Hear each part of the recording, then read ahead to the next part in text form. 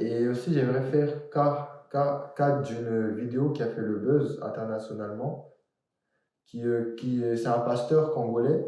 Pendant sa prédication, il a dit que la place de la femme est à la cuisine. Fâchez-vous comme vous voulez, je m'en fous. Qu'est-ce que tu as à dire sur... Ouais, oui, les temps ont évolué. Vita motus est, dit le latin. La vie est caractérisée par le mouvement. Le temps de nos arrière-grands-parents, le temps de nos grands-parents, le temps de nos pères, c'est différent. Moi, je suis né il y a 70 ans passés. Aujourd'hui, je suis grand-père et sur le point d'être arrière-grand-père. Et je ne peux pas voir le monde de la manière dont mes fils, mes petits-fils verraient le monde. Les choses ont changé. À notre temps, là, plus jeune, il n'y avait pas le portable. C'est le téléphone fixe. C'est le téléphone fixe. Il n'y avait pas d'enregistreur. Sinon, il y avait des enregistreurs, mais qui enregistraient. Aujourd'hui, quelqu'un peut être à une certaine distance de toi et suivre tout ce que tu dis, un petit appareil, il règle ça, la géolocalisation des gens. C'est ça. Et dans le temps, on ne s'adressait pas à la femme qu'on veut épouser. Non, c'est le jour du mariage que tu voyais son visage. Il y a eu plein de choses. Les temps ont évolué. Les temps ont évolué. Nous, tout petits encore, pour aller d'Abidjan, l'aéroport au Fort Boyne d'Abidjan à Kadiamla, c'était des heures à l'époque. Mais aujourd'hui, c'est 35 minutes ou 45 ou plus.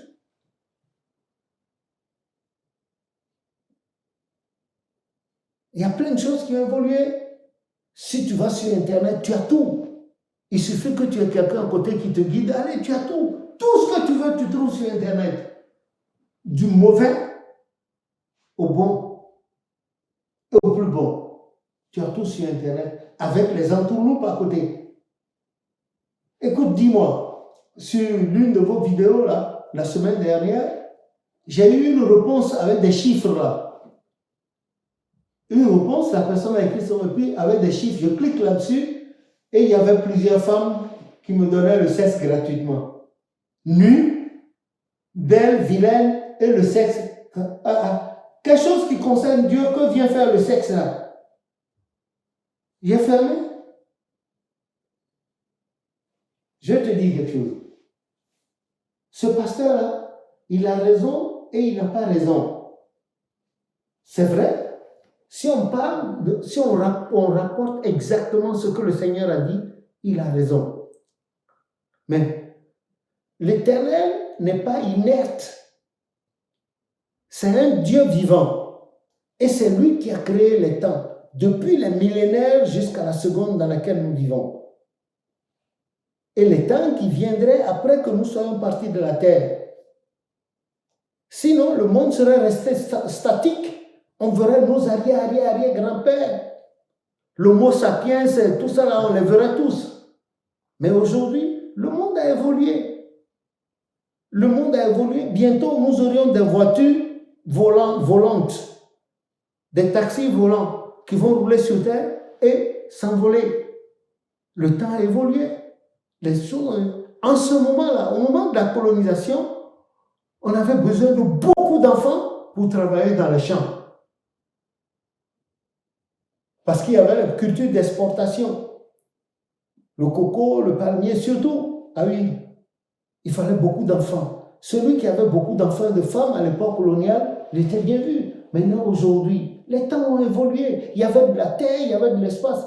Maintenant, tu ne peux pas prendre deux femmes et les mettre ensemble dans un appartement de 2 pièces. C'est pas possible. Ta maison sera en feu. Toi-même, tu risques de prendre tes affaires et aller dormir dans la rue.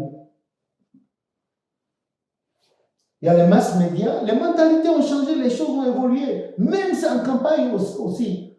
Avant, la femme était à la campagne, à la cuisine. Même en Europe, un peu partout. Rares étaient ces femmes-là qui quittaient leur ménage pour aller travailler. Elles n'aimaient pas rester là, s'occuper de monsieur, s'occuper des enfants. Mais petit à petit, le temps a évolué. Les campagnes ont disparu, laissant place à des mégalopoles. Et le salaire du mari ne suffit pas pour couvrir les dépenses affectées aux enfants et à la maison. Donc la femme, le mari ne peut pas aussi s'occuper de la femme décemment, lui offrir des chaussures, des tenues. Non, la femme, elle a besoin d'une autonomie financière. Hein, donc elle va trouver du travail, elle trouve le travail, elle apporte sa contribution. Il y en a qui n'apportent même pas. Et il y a certains hommes qui ne s'occupent pas de la femme, c'est la femme qui va se débrouiller, qui amène, ils ne savent pas si au dehors elle se prostitue ou elle ne se prostitue pas. Les temps ont évolué. Donc, si une femme reste à la cuisine alors que ce que le mari gagne ne suffit pas pour la maison, pour payer le loyer, l'école des enfants, pour leur donner à manger, lui-même s'habiller, habiller la femme, elle est obligée de sortir, sauf si elle fait un petit commerce à côté qui marche. Et elles savent mieux gérer la maison que nous, les femmes, que nous, les hommes. Les femmes savent. Maintenant, ce pasteur qui a dit ça, placé dans un... Peut-être qu'il parle d'un certain contexte. Si c'est dans ce contexte-là qu'il parle, il a raison.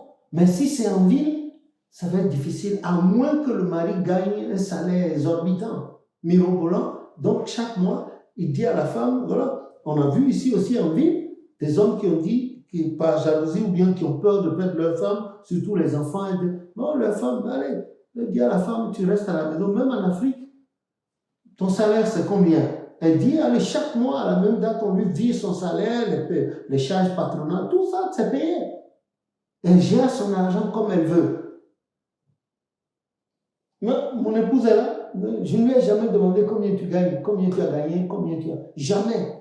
Jamais. Mais ce que je dois faire, le Seigneur me permet de le faire. Maintenant, quand ça lui plaît de me faire des surprises, elle le fait. Elle ne manque pas de le faire et je la bénis.